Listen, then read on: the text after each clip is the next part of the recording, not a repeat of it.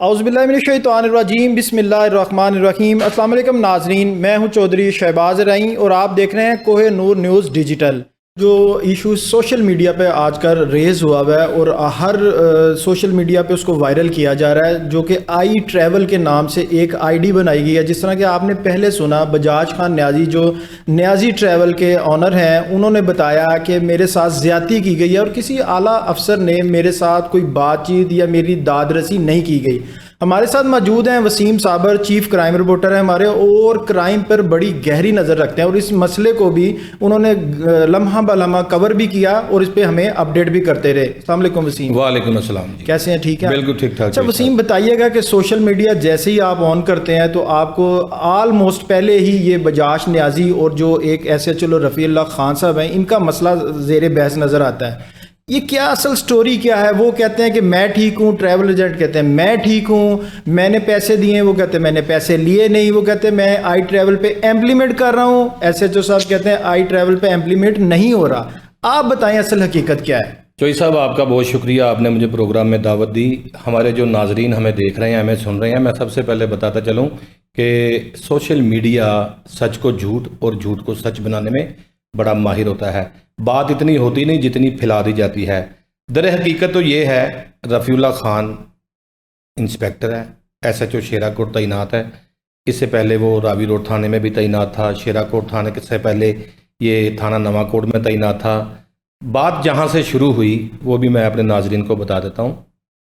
जब रफ़ीउल्लाह खान को नवाकोट थाना से तब्दील करके थाना शेराकोट तैनात किया जाता है, चंद दिन गुजरते हैं, इश्तिहारी मुल्ज़मान की गिरफ्तारी के लिए एक रजिस्टर्ड होता है पुलिस के पास, उसके अंदर इंदराज होता है कि ये रफ़ीउल्लाह कुछ दिन पहले नवाकोट से शेराकोट गया, दोनों थाने साथ साथ ही हैं।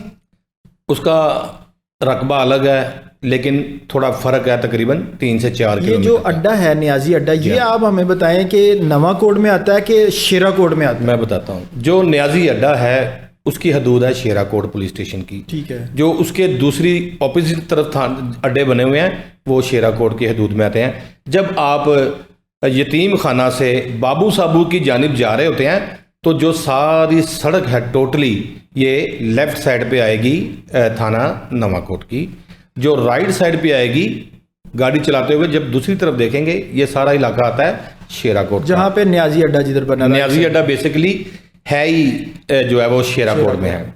हकीकत ये है, SHO साहब इश्तिहारी मुल्ज़मान के मुतल्लिक बेल देते हैं, मोहर्रर को बुलाते हैं, मोहर्रर को बुलाएं जी, मोहर्रर साहब कितने इश्तिहारी हैं? वो कहता है जी कोई नहीं। वो कहता कि यहाँ पे अड्डे हैं, टर्मिनल बस अड्डे हैं, वहाँ से इश्तिहारी। कहता जी न्याजी अड्डे से कोई हमें इंडिकेट, कोई सिग्नल नहीं आ रहा। तो SHO इश्तिहारी मुल्ज़मान की गिरफ्तारी के लिए, उनकी तलाश के लिए 2 कांस्टेबलों को, मैं उनका नाम नहीं लूँगा, भिजवाता है कि आप अड्डे पे जाएं और जाकर अड्डे के मैनेजर को या किसी भी बंदे को मिलकर कहें कि आप क्या बगैर ID कार्ड के टिकटें फ़रोख्त कर रहे हैं? अगर आप ID कार्ड लगाकर उसके मुताबिक टिकटें फ़रोख्त करते हैं, हमारे थाने के अंदर जो कंप्यूटर लगा हुआ है उसके अंदर फिल-फोर पता चल जाता है कि बंदा। वसीम साहब ये बताइएगा, जो आई ट्रैवल है, जब ये ID कार्ड नंबर एंटर करेंगे टिकट्स के लिए, तो वो एज इट इज वहां पे उनको इंडिकेट करेगा कि अगर ये ID कार्ड क्लियर है या इस पे कोई क्राइम रिकॉर्ड है, ऐसा होता है? मैं बताता हूँ जी।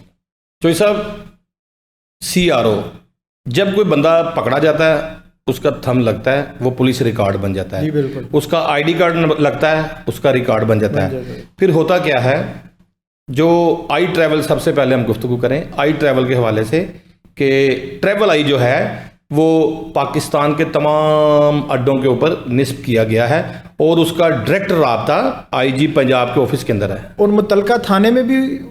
मैं बताता हूँ, उसका डायरेक्ट सर्वर जो लगा हुआ है IG पंजाब के ऑफिस में लगा हुआ है और उसी की लाइनें थानों के अंदर भी कंप्यूटर पे दी हुई है क्योंकि ऑनलाइन है। यानी कि IG पंजाब ऑफिस से भी उसकी मॉनिटरिंग की जा रही है और पुलिस स्टेशन में भी की जा रही है। होटल आई हो या ट्रैवल आई हो, जब कोई भी इश्तिहारी पुलिस गिरफ्तार कर लेगी उसे दुनिया की कोई ताकत छुड़ाने की ताकत नहीं रखती, क्योंकि उसका इंडिकेट सिर्फ SHO तक नहीं होता, उसका इंडिकेट IG तक जाता है। अच्छा जी, होता क्या है, 2 पुलिस एहलकार जाते हैं, जाके अमले से कहते हैं कि आप ID कार्ड के मुताबिक टिकटें दे रहे हैं वो कहता जी हाँ जी। वो कहता हमें वोचर दिखाएं ज़रा। जब वो वोचर पकड़ते हैं, एक शनाख्ती कार्ड के ऊपर 10 लोगों की टिकटें मौजूद होती है। मेरे पास उसका रिकॉर्ड भी मौजूद है मोबाइल के अंदर, मेरे पास बाकायदा वो स्लिप्स भी मौजूद हैं। फिर होता क्या है, जब वो पुलिस एहलकार एसएचओ के कहने के मुताबिक उनको वार्न करके आते हैं कि आप आईडी कार्ड के मुताबिक टिकटें जो हैं वो फ़रोख्त करें ताकि हमें इश्तिहारियों का पता चले। मैं बताऊं, लाहौर पुलिस की एक बड़ी टफ एसओपीज़ बनी हुई है कि किसी भी अड्डे के ऊपर अगर आप जाके अपना आईडी कार्ड देते हैं और जब आपका आईडी कार्ड कंप्यूटर के अंदर टिकट बनाने के लिए टाइप कर रहे होते हैं, जब उसको ऐसे करके इंटर करेंगे टिकट बाहर निकल आएगी। लेकिन किसी भी सूबे के किसी भी आप ज़िले के इश्तिहारी होंगे, उसका इंडिकेट फौरी तौर पर थाने चला जाएगा। टिकट के मुताबिक थाने में पता चल जाएगा शफीक इसका नाम है, वल्द रहीम है, सीट नंबर इसकी 32 है और ये लाहौर से कौन सी जगह जा रहा है, इसने कहाँ उतरना है। क्योंकि जब टिकट मिलती है तो तकरीबन 15 से 20 मिनट बस को चलते लग जाते हैं। उतनी देर में फौरी तौर पे जो कंप्यूटर ऑपरेटर बैठा होता है वो थाने एसएचओ को या मोहर को इतला करता है कि इस सीट नंबर पे, और बस का नंबर भी होता है 9930 किस टाइम पे जाना है, कहाँ पे जाना है, टिकट के मुताबिक हर डिटेल होती है। वही डिटेल लेके फौरी तौर पर पुलिस वाले वहां पहुंचते हैं और बस के अंदर जब सवार होते हैं तो जाकर 33 नंबर सीट के ऊपर वही नाम पुकारते हैं, रफ़ीक साहब जी अस्सलाम वालेकुम, नीचे आ जाएं। वो नीचे आ जाता है, वो पूछता है, घबरा जाता है, मुझे क्या हुआ जी। वो कहता है कुछ नहीं हुआ, नो प्रॉब्लम, ईजी हो जाएं। आप गुजरांवाला के इश्तिहारी हैं, आपके ऊपर एक मुकदमा ये दर्ज है, आप पकड़े गए हैं। वो लाख कहे जी मेरी सुलह हो गई है, मैं तो अदालत जमानत करा ली है, लेकिन उसका रिकॉर्ड जो रिकॉर्ड के मुताबिक वो इश्तिहारी, रिकॉर्ड के मुताबिक वो इश्तिहारी है। और पुलिस उसको फिर ले जाती है थाने ले जाके बिठाती है। फिर बिठाने के बाद उसको बताती है कि आपके ऊपर ये पर्चा है। वो अपनी लाख सफाइयाँ दे। वो कहता है बात सुने, हमने आपको ट्रैवल आई के जरिए पकड़ा है, हम आपके थाने मुतलका इतला करेंगे। फिर वो क्या करते हैं, एसएचओ गुजरांवाला को फ़ोन करते हैं कि जी आपका इश्तिहारी हमने पकड़ा हुआ है, उसका स्टेटस क्या है। सॉरी मैं आपकी बात काटता हूँ, जो अभी 32-33 नंबर सीट का बजाज खान न्याजी भी बताते हैं, ये वही इश्तिहारी था, गुजरांवाले का था ये? मैं बताता हूँ, जो ये बता रहे हैं ना कि 33 नंबर सीट के ऊपर बच्चा बैठा हुआ था बकौल इनके, फर्ज करें मैं इश्तिहारी हूँ, मैंने टिकट ली, मैं 33 नंबर सीट के ऊपर बैठ गया, पुलिस को इतला हो गई कि 33 नंबर सीट पे इश्तिहारी बैठा हुआ है। एकदम से मेरे अगर जेहन में ये बात आ जाए कि यार मैंने तो किसी कज़न को मिलने जाना था, मैं कल चला जाऊंगा, और मैं वापसी वो टिकट ले जाके कहता हूँ कि भाईजान वो मुझे काम याद आ गया तो मैं कल चला जाऊंगा, वो उसकी कटौती कर लेते हैं टिकट की। फर्ज करें 1800 की टिकट है, 25% कटौती कर लेते, उसके पैसे दे देते हैं, फिर वही टिकट आगे फरोख्त हो जाती है 33 नंबर। अगर उस इश्तिहारी की जगह पे 33 नंबर सीट किसी और को मिल गई है और वो इश्तिहारी नहीं निकला, तो पुलिस ने तो आगे उसी इश्तिहारी को पूछना ना कि इधर बंदा बैठा हुआ था। फिर उन्होंने बताया, इन्होंने जो आईडी उसकी आइडेंटिफिकेशन उसकी एंटर की है तो हाँ, उसी की ना इश्तिहारी की, तो उनको पता लगा कि गुजरांवाले का इश्तिहारी है, इसका ये नाम है बल्दी। अब फिर होता क्या है उसमें, जब से रफ़ीउल्लाह खान को फिर होता क्या है, पुलिस एहलकार जब जाके उनको वार्न करते हैं तो वहां पर जनाब बजाज खान न्याजी साहब आते हैं। इन्होंने अपना एक सोशल मीडिया का पेज बनाया हुआ है जिसके ऊपर ये लोगों को ब्लैकमेल भी करते हैं मुबैना तौर पर, माफ़ी चाहता हूँ। इसमें होता क्या है, बजाज खान न्याजी साहब जाके एसएचओ को मिलते हैं, हाँ जी की मसला है। एसएचओ देखें स्टेट है, स्टेट के साथ कोई बंदा पंगा नहीं ले सकता। अगर बजाज खान न्याजी मुबैना तौर पर ये इल्ज़ाम लगाता है कि जी मेरे से इसने 1 महीना पहले लाख रुपया लिया था, शहबाज साहब 19 दिन हुए थे उसको वहाँ पे तैनात हुए, 1 महीना तो उसको हुआ ही नहीं था। दूसरी बात, सारी दुनिया जानती है अगर कोई बंदा किसी से बतौर रिश्वत पैसे ले लेता है वो उसका काना हो जाता है, वो उसके साथ आंख ही नहीं मिला सकता, वो उसके साथ ऊंची बात नहीं कर सकता। कभी ऐसा हुआ कि किसी बंदे ने अभी रिश्वत ली है और आधे घंटे बाद आके उसको फिर उसी तरह से बजाज खान न्याजी साहब ने पैसों का उसके ऊपर इल्ज़ाम लगाया। वो मैं इसलिए कह रहा हूँ, डीआईजी ऑपरेशन ने बाकायदा एक कमेटी तश्कील दी। जब ये सोशल मीडिया पे बात आई, इन्होंने बड़े वहाँ पे कैमरे शैमरे घुमाए कि जी हमसे पैसे मांग रहा है, लोगों को उकसाया भी, यहाँ तक कि थाना शेरा कोट में एक इस्तगासा पड़ा हुआ है जो कि बजाज खान न्याजी के ऊपर पर्चा देने के इंतज़ार में पुलिस बैठी है, क्योंकि इसने पब्लिक के अंदर पुलिस अफसर को धमकियां दी हैं, पुलिस अफसर की इज्जत को जो है वो मजरू किया है, पुलिस अफसर के मुतालिक लोगों को उकसाया है कि बताओ जी वो देखें जी गुंडा खड़ा है, वो देखें जी बदमाश खड़ा है, वो देखें जी गाड़ियाँ। रफ़ीउल्लाह खान वहाँ जाता है, वो जाके पूछता है कि न्याजी साहब आपके मैनेजर और आपके मुलाजमीन ने मेरे मुलाजमीन को यूनिफॉर्म में गालियाँ भी दी हैं, धक्के भी दिए हैं, कार सरकार में मज़ाहमत की है, तो ये मैं हरगिज़ बर्दाश्त नहीं करूँगा। मैं बतौर पुलिस ऑफिसर SHO यहाँ तैनात हूँ, आप प्रॉपर SOP के मुताबिक टिकटें दें, हमारी आपके साथ कोई लड़ाई नहीं, हमारी आपके साथ कोई दुश्मनी नहीं। जिस पर रफ़ीउल्लाह खान ने अपने मुलाजमीन को प्रोटेक्ट किया, करना चाहिए। DIG ऑपरेशन ने SHO को किया, जिम्मेदार है वो, जिम्मेदार। हाँ, अगर पुलिस एहलकार वहाँ जाके पैसे मांगते, वहाँ जाके बदमाशी करते तो फिर पुलिस एहलकारों की गलती थी। होता क्या है, पुलिस वसीम साहब मुझे ये बताएं, आपका कहने का मतलब है कि पुलिस पैसे नहीं लेती? मैं बताऊं, हर महकमे के अंदर काली भेड़ें हैं।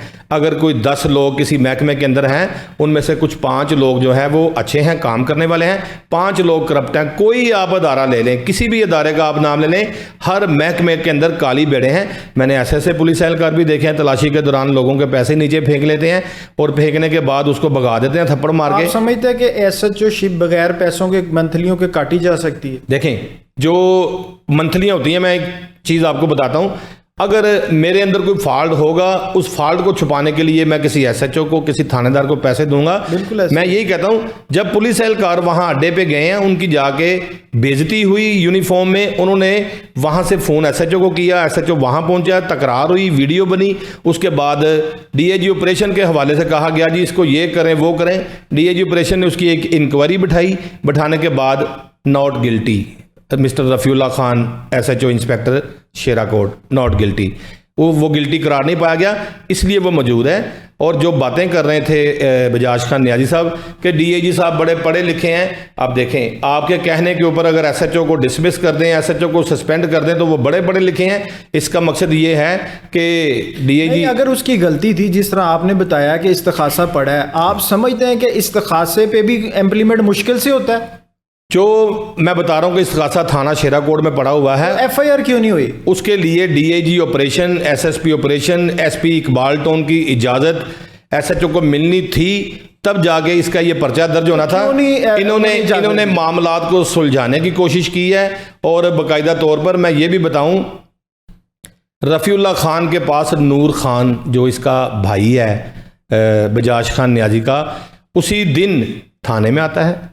थाने में आके वो अपने भाई के मुतालिक क्लियर कट कहते हैं कि रफ़ीउल्लाह खान साहब तुसी साडे भरा हो, साडा भरा बजाज खान ते एवं पागल है, तुहाडे नाल लड़दा है। उसका सक्का भाई कह के गया जी सर वो तो पागल है, तुसी एवं ओदी गल दा गुस्सा कर गए हो, और सर तुहाडी मेहरबानी छड्डो, वो लोगों ने जी लड़दा लुड़दा रहंदा, कोई गल नहीं, असी SOPs फॉलो करांगे। उन्होंने कहा भी SOPs फॉलो होगी तो फिर मेरी आपके साथ तमाम मामला ठीक हैं, मेरी सुलह आपके साथ। अगर SOPs फॉलो नहीं करोगे मैं कानून के मुताबिक कार्रवाई करूंगा।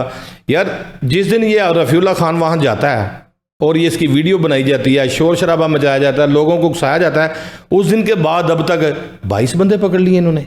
अच्छा, उस दिन के बाद 22 बंदे पकड़े? मेरे पास रिकॉर्ड है, मेरे पास तस्वीरें हैं उसकी, मेरे पास मुल्ज़मान की तस्वीरें हैं मेरे पास। इसका मतलब तो फिर जिस तरह उनका कहना है कि यहाँ पर बगैर तस्दीक के, बगैर लोगों के आइडेंटिफिकेशन के लोगों को ट्रैवल करवाया जा रहा था, वो ठीक कर रहे थे फिर? सर 22 बंदे यानी कि 2 दर्जन के करीब बंदे, आप देखें ना शनाख्ती कार्ड के ऊपर टिकट दे रहे हैं, अगर उनमें से कोई बंदा इश्तिहारी है तो उसका ऑटोमेटिकली इंडिकेट हो जाएगा थाने में।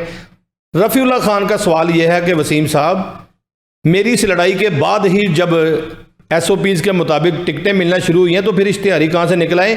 एक हफ्ते के अंदर मैंने 22 बंदे गिरफ्तार कर लिए और जो पिछला हफ्ता गुजरा उसमें एक भी इश्तिहारी नहीं है।